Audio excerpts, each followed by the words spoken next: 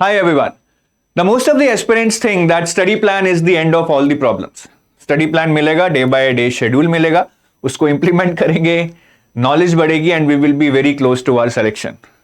If that happens, obviously it's true that you will be very close to your selection, or at least you will be able to give best shot at the exam. But the reality is that study plan in itself is not the solution. अगर study plan भी हो लेकिन एक चीज ना हो, which is your intent और urge that you feel inside you that how badly you want to crack this exam, then even study plan is not going to help, because even in this study plan you will have to do a lot of hard work. You would have to assimilate that pain of hard work inside you. तो सिर्फ serious experience इस video को देखें, बाकी लोग मजे के लिए देख सकते हैं, but I know they are not going to do anything.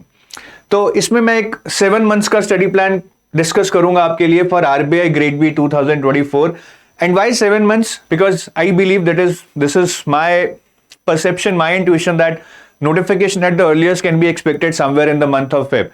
और उसके बाद भी आपके पास 45-50 days होंगे till the phase 1. तो you have a lot of time. 7 months complete by the end of Feb. So I am giving you 7 months plan by the time notification is out. उसके बाद जो टाइम है वो buffer है, ठीक है. तो इस 7 months के प्लान को इंप्लीमेंट करते हैं, देखते हैं प्लान में क्या है. उससे पहले एक बहुत अच्छी चीज आपको दिखाना चाहूंगा, which is this comprehensive guide for RBI manager guide, जिसमें बहुत सारे इंफॉर्मेशन है, सिलेबस है, पीवाईक्यूज है, डिटेल्ड बुक लिस्ट भी है. तो अगर आप आरबीआई के एस्पिरेंट हैं, इस स्टडी गाइड को आज ही डाउनलोड कीजिए. लिंक वीडियो के डिस्क्रिप्शन में है and you can download this for free. बहुत फ्री है, मतलब कुछ भी पैसा नहीं चार्ज कर रहे हैं हम इसके लिए. Now is it the right time to start? First of all, is it the right time to start? ये क्वेश्चन बहुत लोगों के मन में आता है. देखिए, वीडियो थोड़ा लंबा होने वाला है, तो please have patience, but I will tell you all the important aspects, all the important components of this exam. Is this the right time to start? I would say yes and no. No, because people have done it in various timelines. किसी ने 9 महीने पढ़ के किया है, किसी ने 3 महीने पढ़ के किया है, किसी का 2 साल पढ़ के भी नहीं हुआ है. So I cannot say that this is the only right time to start, but yes, most definitely this is the right time to start, because according to me it takes at least 6 months for you to read properly and revise. That is very very important. पर शायद आप 3-4 महीने में भी लो, but the revision part, which is very very important, would not be executed by somebody who is starting say 2 months down the line. तो ये बहुत अच्छा टाइम है, because you can still enjoy your life, you can enjoy your weekends थोड़ा बहुत, and you can enjoy your family functions infrequently, बीच में festivals, and still you can be able to complete your syllabus. तो बहुत अच्छा time है. अब plan क्या है उसके बाद चलते हैं, और ये प्लान वर्किंग कैंडिडेट्स आराम से एग्जीक्यूट कर सकते हैं, बिकॉज इस प्लान में what we have assumed is that you are studying 4 hours a day Monday to Saturday, and Sundays we have kept for revision और as buffer, I mean however you may want to use it. और plan को हमने blocks में divide किया है. I will talk about these separate blocks as and when we come across it. कुछ की principles हैं इस प्लान के that you need to understand. One is that we are not suppose to study everything at one point in time. So we are giving you 2 subjects at a time, और आप इसी particular order में पढ़ेंगे तो बहुत अच्छा होगा. Parallel revision बहुत जरूरी है. So we will be making you revise as per this time table, ठीक है, कि जो कंपोनेंट पूरा हो गया है उसको नेक्स्ट कंपोनेंट के साथ रिवाइज करें. Managing your focus is the key. बहुत लोग आते हैं, सर मेरे पास टाइम नहीं है. पहले तो 4 घंटे आप निकाल सकते हो, और अगर 4 घंटे नहीं भी निकाल सकते, I think it's not about managing your time, it's about managing your focus. 3 घंटे में भी अगर फोकस से पढ़ा जाए तो 4 घंटे वाला काम हो सकता है. एंड यहां पे आप एक चीज और देखेंगे, that we are not asking you कि आप पहले फेज 1 पढ़िए, फिर फेज 2 पढ़िए, या फिर पहले फेज 2 पढ़िए then prepare for phase 1. You have to prepare for both phase 1 and phase 2 side by side. तो एक ये बहुत इंपॉर्टेंट चीज आपको समझनी है. These 4 principles are actually the base of this entire plan that I am going to share with you. तो सबसे पहले we will start with the first block, ठीक है. First block is starting from 15th August till 20th September. So total 5 weeks are there. So even if you are not starting from 15th August, you are starting from some other date, you can recalibrate this plan, क्योंकि मैंने आपके यहाँ पे timeline दे दी है 5 weeks की. तो इस block में we will study management, reasoning and management answer writing. कोई बहुत बड़ा टारगेट नहीं है. If you spend 4 hours a day, 5 हफ्ते में मैनेजमेंट और रीजनिंग और मैनेजमेंट की answer writing you can easily complete.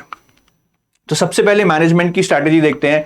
देखिए, the good thing about management is that it is very limited in scope. There are no current affairs, there are very limited chapters, and even these chapters like motivation, leadership, communication, they are very easy to understand. समझना आसान है लेकिन थोड़ा retain करना मुश्किल है, but this is no rocket science. तो ये हमें सारा करना है। Management is a very scoring component. बहुत लोग पूछते हैं सर मुझे बता दीजिए इसमें से इंपॉर्टेंट चैप्टर्स कौन से हैं।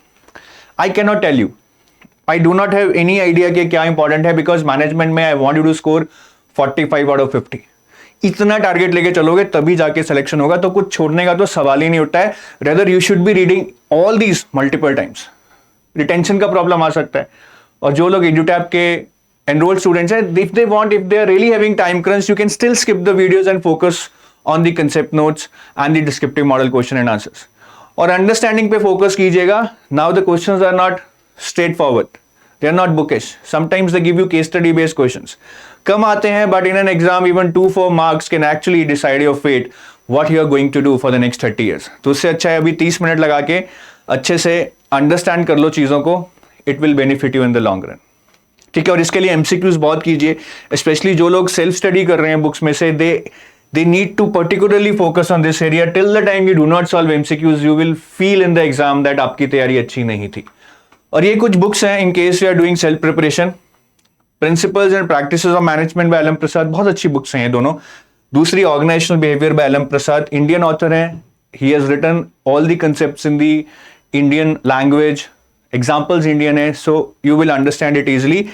And there are topics like ethics and corporate governance which can be covered by this book B.N. Ghosh। बहुत अच्छी नहीं है but it will solve the purpose। थोड़ा ethics के ऊपर descriptive के लिए you can Google separately than what is given in this book। Now coming on to the reasoning part, so here you need to understand two things। First, reasoning is qualifying, आपका phase 2 में नहीं आता है, but at the same time it is tough है लेकिन qualifying है। तो हमें ऐसा नहीं है कि बहुत फाड़ू तैयारी करनी है, that we are going to score maximum marks in this subject, that is not going to give you any benefit. ठीक है, और रीजनिंग में अगर आप कट ऑफ भी देखेंगे आउट ऑफ 60, अभी तो पिछले 2 साल से 9, 10, 12 ऐसे जा रही है, which is pretty less. So my idea is that even if you are not able to cover the entire syllabus, कि आप 70% कर लो बट उसको बहुत अच्छे से कर लो। अच्छे से करने का मतलब है you practice lot of hard level questions on those topics, because then only you will be ready to solve them in the exam. और कुछ चैप्टर्स हैं जिनको प्रायोरिटी देनी चाहिए, syllogism, ranking, coding decoding, alpha numeric series, blood relations, input output, directions and inequality.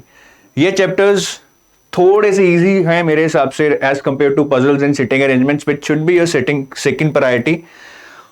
और puzzles और sitting arrangement में second priority पे इसलिए भी रखता हूं because in the exam even if you prepared you are never sure that whether you will be able to solve puzzle and sitting arrangement. कई बार 10-15 minute you are solving one puzzle and you are still not able to solve it, तो काफी risky है। Overall मैं यही कहूंगा कि reasoning को don't leave it, phase 1 is very crucial now, you have to devote really good time, इसलिए मैंने 5 हफ्ते दिए हैं। ठीक है, इन 5 हफ्तों में अगर आप डेली 2.5 घंटे मैनेजमेंट भी पढ़ लेंगे ना और 1.5 घंटा reasoning, you are going to cover the entire syllabus of management and reasoning. अगर टाइम कम भी है ना तो रीजनिंग के सेलेक्टेड चैप्टर्स कर लो, बट बहुत अच्छे से कर लो, मतलब कुछ 8-9 चैप्टर्स को तो फोड़ दोगे। अब इसमें से कुछ भी आए ना, I am fully ready to crack this in the exam. और एग्जाम ईजी नहीं आएगा रीजनिंग का, दैट इज फॉर श्योर। हम 2-3 साल से देख रहे हैं exam is always coming tough, तो आपको उस टफ लेवल के लिए प्रिपेयर करना पड़ेगा। नेक्स्ट मैनेजमेंट आंसर राइटिंग है। रीजनिंग की बुक है सच, एक verbal and non verbal reasoning by R.S. Agarwal. This is a good book, but the problem is that this book contains lot of topics which are not relevant for your exam. इसमें CAT के, ZAT के, MAT के, CSAT के, I mean they have topics almost for every exam, so you would have to actually find out which topics are relevant for your exam. और वो कैसे ढूंढोगे, उसके लिए you need to actually see the previous year questions, previous year papers। ठीक है, RBI grade B के reasoning में किस टाइप के क्वेश्चन आ रहे हैं और वही टॉपिक्स आप यहां से उठाइए।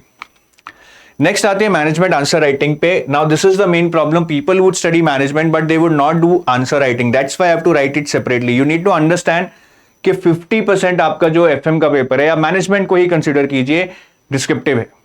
ठीक है, तो you can not just read the theory and assume that you will be able to write descriptive answers, you would have to practice it a lot, it is the skill, it will not be build overnight. मैं नहीं बोल रहा आप 4 घंटे 3 घंटे daily करो, but per chapter even if you write 2-3 answers, say 20 minutes a day, it is going to help you immensely in building that skill। कोई बहुत अच्छे ऑथर या राइटर होने की जरूरत नहीं है, average content, little bit polishness in terms of linking, giving examples, structuring it, making no spelling mistakes is going to give you good marks in the exam। तो ये जरूर करनी है, start small but start, that is the key, do not delay it, last में जाके बहुत पछताओगे. So this is about the first block, that is for 5 weeks. This is totally doable in the 5 weeks. Next we come to the second block, which is from 21st September to 30th November. This is for 11 weeks. So this is pretty good time for the two most important components, I would say, finance and quant. ठीक है, finance and quant आपको करना है. Finance की बात करें तो finance में न्यूमेरिकल्स कैन बी अवॉइडेड, नहीं आ रहे हैं एग्जाम में. इस साल एक्सपेक्टेड था शायद आएंगे, 2023 में नहीं आए. So you can take them low on the priority once you cover your entire syllabus. If you get time you can come back and cover some numericals. और बहुत लोग फाइनेंस से घबराते हैं, मेरा बैकग्राउंड नहीं है, वो फाइनेंस वाले हैं, वो यूपीएससी वाले हैं, मेरा तो बैकग्राउंड नहीं है, मैं कैसे करूंगा. I want to just tell you कि अगर even if you see the notification for RBI grade B, it's mention general finance, it's not mentioned finance, because even in the syllabus those are not the core topics of finance. तो finance से डरना नहीं है, just focus on understanding the basic concepts. Everything else is just about retaining things. कुछ concepts हैं fundamental concepts that you need to understand. कोई बहुत तोप तैयारी नहीं करनी है फाइनेंस की, इसको याद रखिएगा. और फाइनेंस में ऑब्जेक्टिव की बात करें तो जनरली 75% स्टैटिक और 25% करंट रहता है. डिस्क्रिप्टिव की बात करूं तो इस बार सारा पेपर आपका करंट से आया था. 2023 में जितने भी डिस्क्रिप्टिव क्वेश्चंस आए थे फाइनेंस में, all were from kind of current part. तो पहले डिस्क्रिप्टिव की बात कर लेते हैं, ठीक है, सॉरी ऑब्जेक्टिव की. जो सब्जेक्टिव पार्ट है उसकी बात भी मैं यहां पे करूंगा, लेकिन करंट अफेयर्स कैसे प्रिपेयर करने हैं उसकी बात मैं एंड में बताऊंगा जब मैं सारे करंट अफेयर्स की बात करूंगा. There I will tell you how to cover finance current affairs also. तो फाइनेंस में देखिए कुछ चैप्टर्स हैं which are really really important. वो ये हैं, मतलब फाइनेंस का सिलेबस बहुत बड़ा है, but there are some chapters which I would say core meaning के इनको समझना is the most important. Once you understand these core chapters, rest of the chapters is a cakewalk, and these core chapters are also important because in your exam you will find a lot of questions, at least in the objective portion, from these chapters. पक्का आएंगे, ठीक है.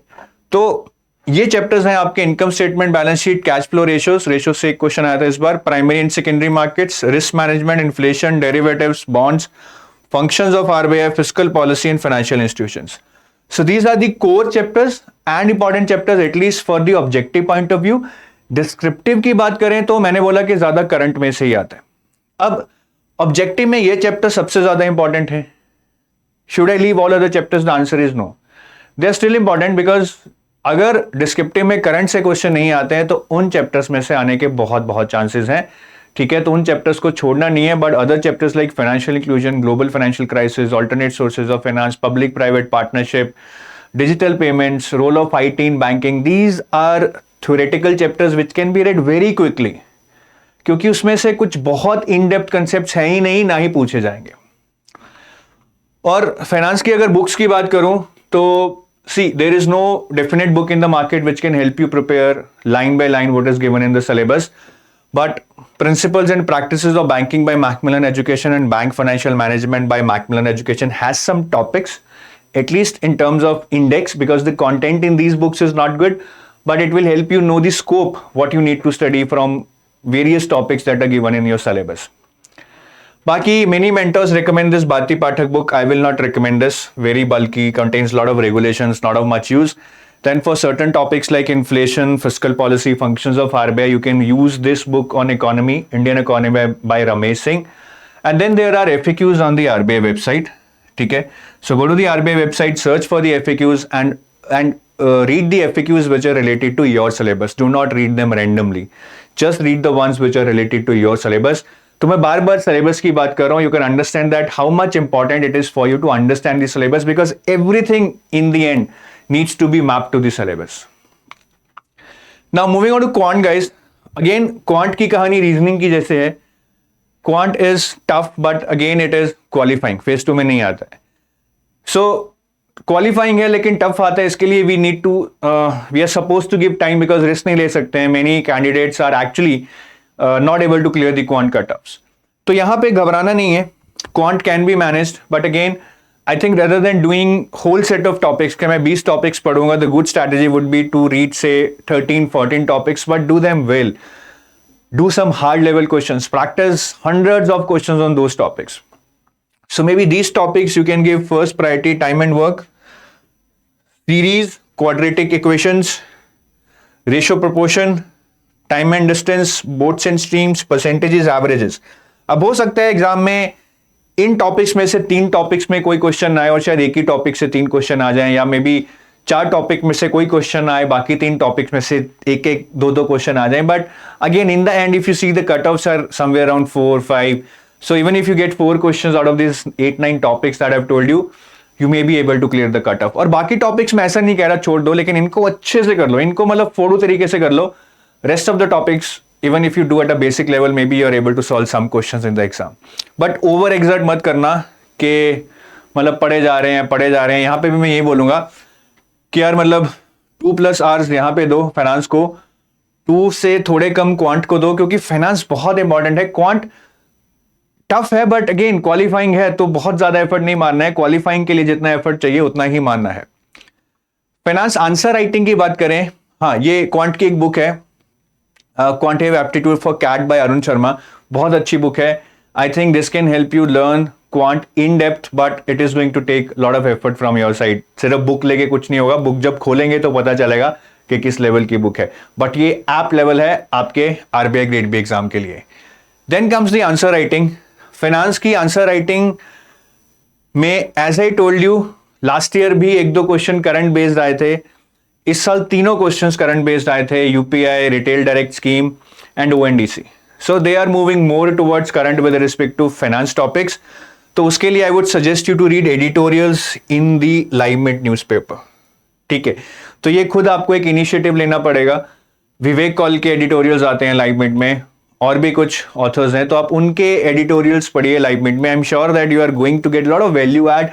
And descriptive writing is not about cramming anything. When you read lot of editorials, you get an idea कि क्या चीज है, इसके क्या एडवांटेजेस हैं, डिसएडवांटेजेस क्या हैं, चैलेंजेस क्या हैं. All you need to do is to extrapolate what you are understanding by reading the editorials. तो इनको आप जरूर पढ़िए. May be just 15 minutes a day, one editorial in the live mint. It is going to make your life lot easier when it comes to the exam.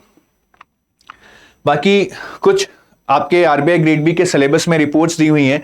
RBI annual report, report on trend and progress in banking, report on currency and finance, right.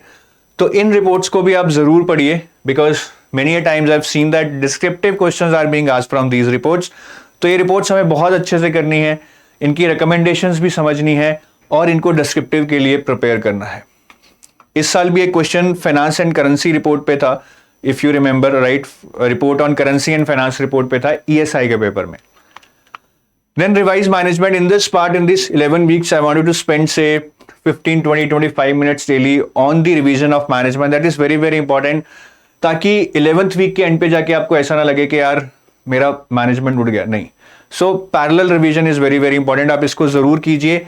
अगर आप एडुटैब के subscriber हैं, you can read through summary sheets and mind maps which we have given you. ठीक है, नहीं तो आप अपने नोट्स जो आपने बनाए होंगे उससे रिवाइज कीजिए if you are doing self preparation. So अगर आप यहां तक अपना टारगेट मीट कर लेते हैं 30 नवंबर तक, I think you are in a very good shape. आपके 4 main component, management, reasoning, finance, quant हो गए हैं, which are I would say the most challenging, most lengthier. बाकी उसके बाद जो नेक्स्ट लेंथियर कंपोनेंट है वो करंट अफेयर्स है, जो हमें एंड में करना है. मैं बताऊंगा क्यों. Next, from 1st December to 28 December, that is 4 weeks, you will be focusing on ESI, descriptive English, ESI answer writing and revision of finance. तो 2 कंपोनेंट हमारे यहाँ पे क्या है, ESI और डिस्क्रिप्टिव इंग्लिश. अब ESI में we all know, even if we see what happened this year, इसके करंट बेस्ड क्वेश्चन ज्यादा आ रहे हैं even in objective and descriptive. तो स्टैटिक का वेटेज बहुत कम है, but that does not mean that we need not cover static. But एक बेसिक अंडरस्टैंडिंग होनी चाहिए. We need not go into the intricacies of economics या सोशल इश्यूज कि ये पढ़ के ही नंबर आएंगे. नहीं, तो बुक्स पढ़ के ज्यादा नहीं होने वाला. I think it has to be a dynamic approach. तो अगर मैं ESI के कंसेप्चुअल चैप्टर्स की बात करूं, ठीक है, स्टैटिक में कंसेप्चुअल चैप्टर्स की बात करूं, यहां पे ये चैप्टर्स बहुत इंपॉर्टेंट हैं. Inflation, balance of payment, monetary policy. Monetary policy में से क्वेश्चन आया था इस बार. Fiscal policy, measurement of growth, sustainable development and environmental issues and international economic institutions. ये चैप्टर्स आपके are the most important in my point of view for the objective part. Otherwise also from the conceptual part core है. ये chapter समझ आ गए ना तो मतलब आपको इकोनॉमिक्स का एक ढांचा समझ आ जाएगा that how do economics work. तो इस पे पूरा टाइम देना है। बाकी चैप्टर्स को again I think they are not to be left, because अगर कोई स्टैटिक क्वेश्चन आता है डिस्क्रिप्टिव में, it would be from other chapters, जो कि आपके पॉवर्टी है, मैल न्यूट्रिशन है, अर्बनाइजेशन है, जेंडर इश्यूज है, उनमें से आ सकता है। But we could have seen in the past years के ज्यादा वहां पे करंट अफेयर्स बेस्ड क्वेश्चंस ही आ रहे हैं, जहां पे थोड़ी बहुत स्टैटिक नॉलेज हो, रेदर पूरी नहीं, थोड़ी बहुत स्टैटिक नॉलेज हो और करंट से जोड़कर you can write some good answers.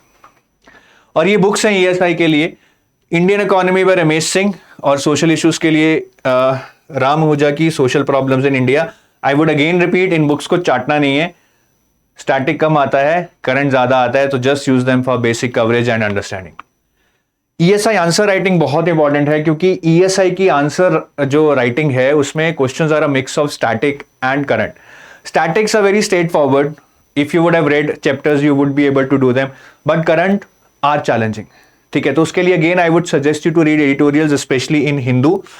और यहां पे एक चीज जरूर याद रखिएगा, as this year we also saw, जो आपके सिलेबस में रिपोर्ट्स दी हुई है एंड में नोटिफिकेशन में, वर्ल्ड डेवलपमेंट रिपोर्ट होगी, report on currency and finance होगी, ठीक है, इन पे क्वेश्चन आए थे आपके डिस्क्रिप्टिव में, 2 रिपोर्ट्स पे आपके क्वेश्चन आए थे डिस्क्रिप्टिव पेपर में। So they were not some random questions asked from any report, these reports are actually given in your syllabus. तो उसको जरूर करें अच्छे से, ठीक है, ये मेरी एक बहुत बड़ी रिक्वेस्ट है, because it is directly given in your syllabus, just 6-7 reports, इसको हम नहीं छोड़ सकते हैं। बहुत अच्छे से जितने डिस्क्रिप्टिव क्वेश्चंस बन सकते हैं, we should be able to practice from these reports, क्योंकि 15 नंबर का क्वेश्चन आपने अगर किया होगा एग्जाम से पहले, आप बस वहां पे जल्दी जल्दी कर देंगे, and you can imagine how much ahead you would be from others who would be struggling to do those questions. और डिस्क्रिप्टिव इंग्लिश की बात करें, द मोस्ट अंडररेटेड सब्जेक्ट, ठीक है, जनरली लोग फेज 1 के बाद ही करते हैं जब रिजल्ट आता है, बट आई वुड सजेस्ट के आई think this can be the most scoring component in terms of value versus effort. Come effort में, ठीक है, अगर आप इसको से 4 वीक्स 2-2 घंटे भी लगाएंगे या 1.5 आवर्स भी लगाएंगे यहाँ पे, rest 2.5 hours to ESI, you are going to cover descriptive English like anything. But do not assume that you can write essay, prescient comprehension just because you have done it in your 10th class or 12th class. Now the competition is high. You need to learn the basic technicalities of how to write a good essay, prescient comprehension. 99% people do not know the difference between a précis and a summary, whether to write a title in a précis or not, whether to write a précis in a first form, second form or third form. We don't know about that. So we cannot assume that we can write that, right? तो सबसे पहले technicality सीखो, rule सीखो, framework सीखो. Once you have learned that, again learn that, again learn that 5 times, because this is the only thing you need to learn in English. That is descriptive English. Apart from that, everything is practice. And when it comes to practice, start reading editorials. That is the best way. Read on alternate days from Hindu and Live Mint. Whatever you read in editorials after 3 days. Not on the same day. After 3 days, type that in your own language in your laptop. And use Microsoft Notepad, not Word. Word में it will autocorrect everything that you would be writing. So you need to use Microsoft Notepad या Windows Notepad, जो भी आप use कर रहे हैं. अगर Linux use कर रहे हैं तो उसमें जो भी Notepad है, जहां पे आपके राइटिंग पे ऑटो करेक्शंस ना हो, because you actually need to know your mistakes, not to auto correct them. और जो भी आप टाइप करें उसको आप grammarly.com एक वेबसाइट है, type it here, it will show you all your errors, and if you repeat this exercise you are going to improve your errors if you observe them consciously.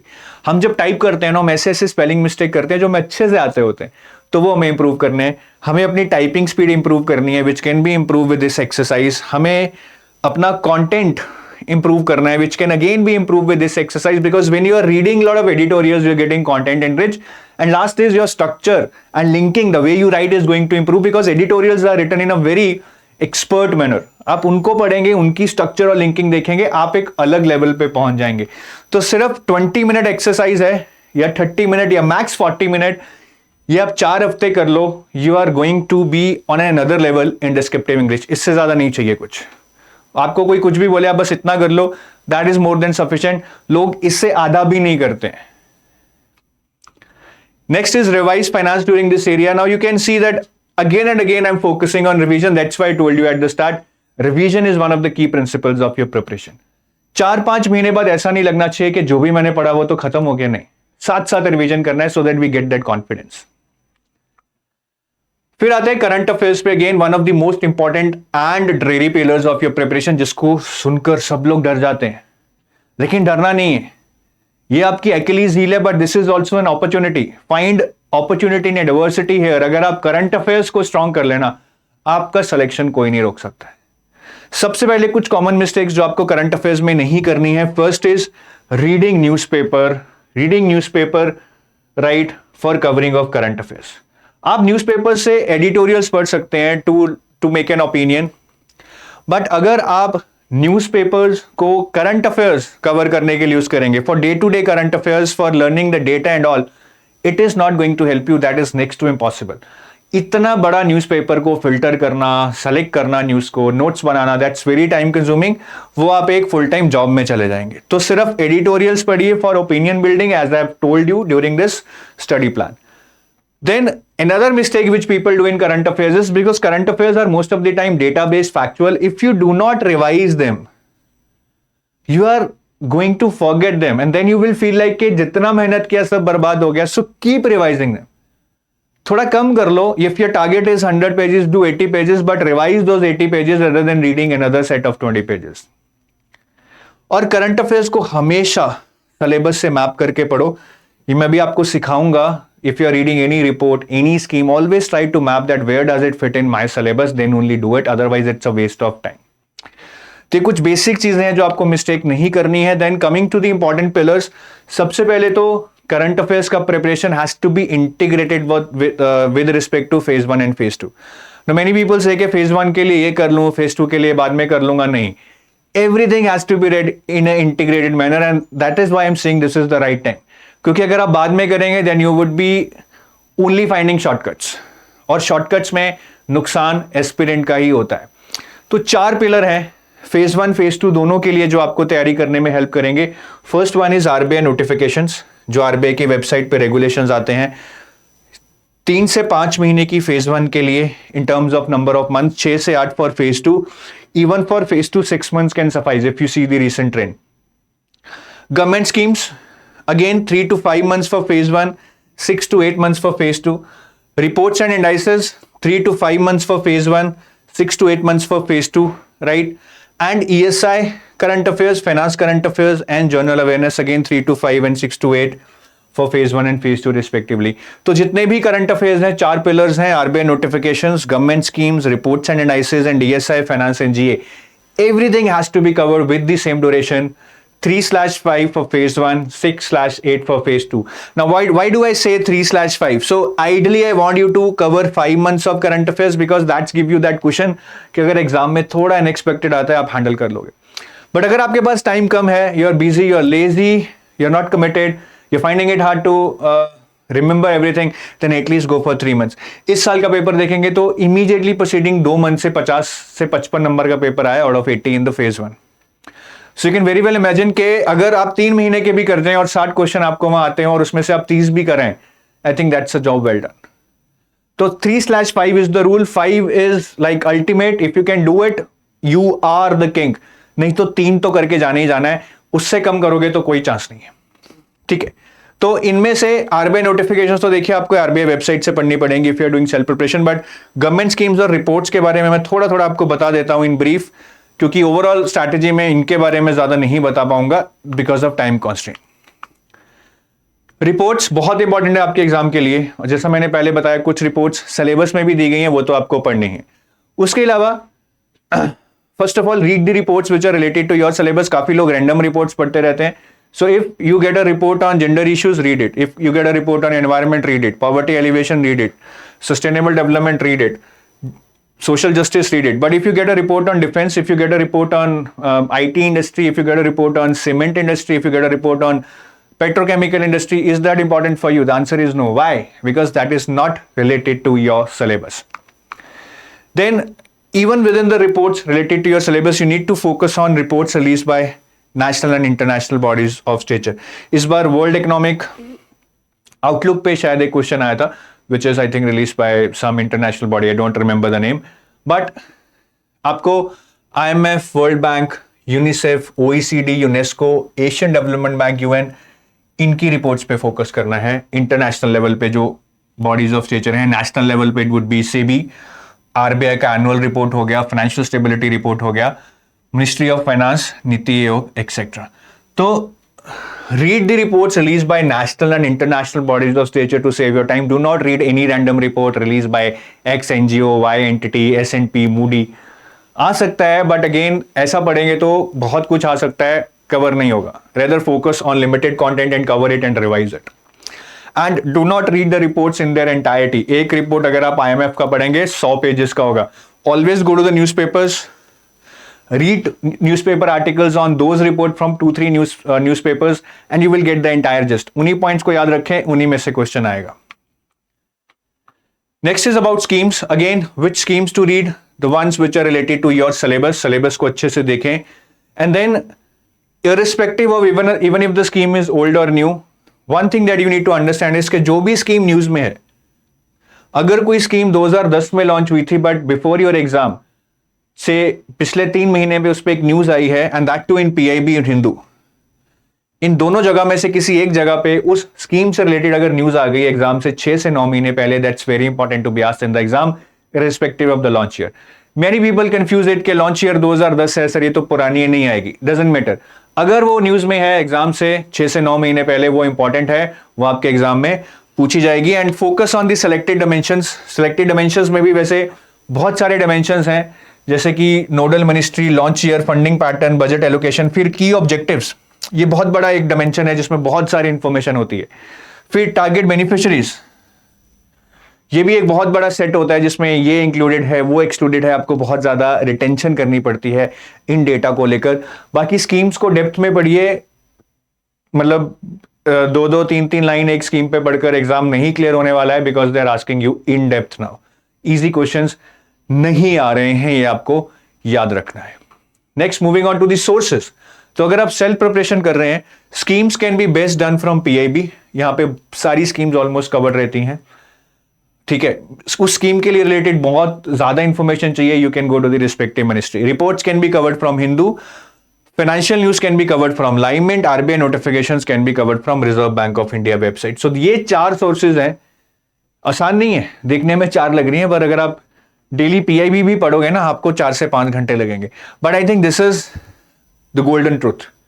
इससे ही सारी information निकलकर बाकी सब जगह जा रही है, जहां से आप अगर कोई कंपाइलेशन पढ़ रहे हैं, कुछ भी पढ़ रहे हैं, बट अगर आप इनको कवर कर लें, if you are doing self preparation, I mean that is the best anybody can do. But ये आसान नहीं है, बहुत मुश्किल है, एक मास्टरी करनी पड़ेगी इन सोर्सेस को कवर करने में, then only you will be able to do justice. बाकी उसके बाद गाइस कुछ ज्यादा नहीं है। इंग्लिश की बात करें, ये हल्के कंपोनेंट्स हैं। I mean you can not learn English from basics, learning grammar is a lengthy process. अभी जो स्कूल में कर लिया। I think now it's more about reverse engineering. बहुत सारे मॉक्स दो, देखो कैसे क्वेश्चंस आ रहे हैं, कैसे उनको अप्रोच करना है, कैसे सोल्यूशन देना है, that is going to be sufficient. और इंग्लिश के लिए एक अच्छी बुक है, general English by SP Bakshi, और वोकैबुलरी के लिए word power made easy by Norman Lewis. ये 2 अच्छी बुक्स हैं। I think they will help you out in terms of improving your score, not learning English end to end. बाकी बात करें तो रिवीजन कीजिए यहाँ पे QRE की, ठीक है। यहाँ पे आपका नोटिफिकेशन पास आने वाला होगा, it can come any time in Feb और March, I don't know, but this is just my intuition. हो सकता है अप्रैल में भी आए, बट दैट्स अ बफर, ठीक है। और यहाँ पे आंसर राइटिंग जरूर कीजिए जब तक नोटिफिकेशन नहीं आता है, because ultimately in your phase 2, 200 marks out of 300 marks is answer writing. You need to develop that as a skill. बाकी आफ्टर नोटिफिकेशंस, ठीक है, मतलब नोटिफिकेशन आने के बाद जो भी आपके पास 6, 7, 8 हफ्ते होंगे, उसमें you would have to keep doing the new current affairs for the upcoming months, March, April जो भी आएंगे। फेज 1 के मॉक टेस्ट देना शुरू कीजिए, ठीक है, 10 मॉक्स दीजिए, that is more than sufficient. और हार्ड डिफिकल्टी लेवल के दीजिए as per the trend we can see from the last years. Revise QRE and CA, ठीक है, अभी फेज 1 है तो QRE और CA पे ही फोकस कीजिए। And during the initial part after the notification, may be for first 2 weeks you can try out some phase 2 mocks just to build the tempo. Best नहीं कर पाएंगे, पर एक आइडिया मिल जाएगा that how you are performing, so that after phase 1 you are literally ready as in to find your weaknesses and work on them and go forward, move forward and crack the exam. तो ये एक overall study plan है। And again, ठीक है, मैं कहना चाहूँगा कि आसान नहीं होने वाला है ये स्टडी प्लान। मतलब ये स्टडी प्लान थोड़ा पीछे चला गया, स्लाइड दब गया था मेरा यहाँ पे। तो स्टडी प्लान इंप्लीमेंट करना आसान नहीं होने वाला है। लुक्स ईजी, 5 हफ्ते ये कर लो, 4 हफ्ते ये कर लो, 10 हफ्ते ये कर लो, but when it comes to execution it is going to take lot of sweat from you. ठीक है, बहुत ज़्यादा मेहनत करनी पड़ेगी, कुर्बानियाँ देनी पड़ेंगी, मन मारने पड़ेंगे, तब जाकर ये स्टडी प्लान आप इंप्लीमेंट कर पाएंगे और तभी जाकर शायद आपका एक चांस बनेगा इस एग्जाम को क्लियर करने का। 1 घंटा 1.5 घंटा पढ़कर कुछ नहीं होने वाला है। You have to give your best, that is all I can tell you. ठीक है, रेस है guys, ultimately it's a race. Everybody is there to just get on you, no just make you feel low and kill you, beat you and get ahead of you. तो आपको उसके लिए बहुत बहुत मेहनत करनी है, बिल्कुल भी लाइटली नहीं लेना है। और उसके लिए सबसे बड़ी चीज़ है जो मैंने आपको बताया था, इंटेंट। इंटेंट नहीं है तो कुछ भी नहीं होगा। और ये टाइम टेबल भी इंटेंट वालों के ही काम आएगा जो मेहनत करना जानते हैं। ठीक है, और जाते जाते ये जरूर बताऊंगा, ये हमारे कोर्सेज हैं आरबीआई ग्रेड बी के लिए। So whatever I have told you, we are trying to implement the same strategy for different components in terms of importance, in terms of relevance in our courses. तो हमारा एक gold course है जिसमें we are giving you phase 1, phase 2 and interview complete guidance. There is a silver package in which we are giving you phase 2 and interview, and for phase 1 only GA. You will not get quant, reasoning, English and mock test for phase 1. बाकी sample material के लिए you can go to the description of this video, try out some content, and if you're able to build some trust, and if you want to do some assisted preparation, then you can always join us. So with that I take your leave, और मुझे इस video के नीचे comment करके ज़रूर बताइएगा that yes sir, I will 100% implement this study plan with 100% intent. That is what I want to listen from you. That sir, I will implement this study plan with 100% effort and 100% intent. Thank you. Have a nice day. Bye bye. Jai Hind. Namaste.